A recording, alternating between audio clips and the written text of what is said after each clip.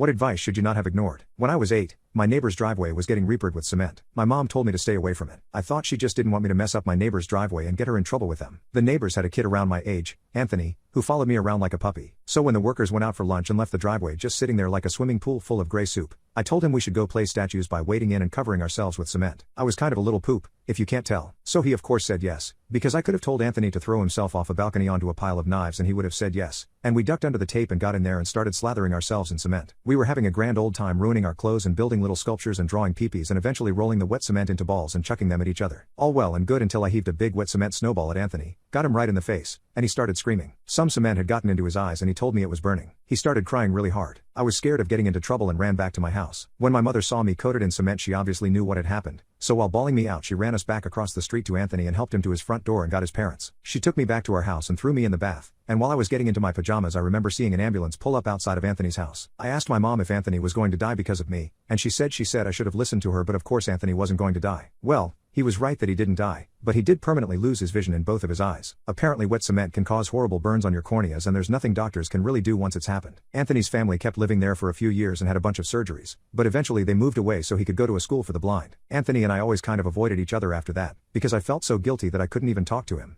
And he probably didn't want much to do with me either. I don't think his parents ever really blamed me, but anytime I tried to disobey my mom again, which wasn't often, trust me, she'd just sigh and say something about poor Anthony and I'd fall back in line. So yeah, really wish I hadn't ruined some innocent kid's life.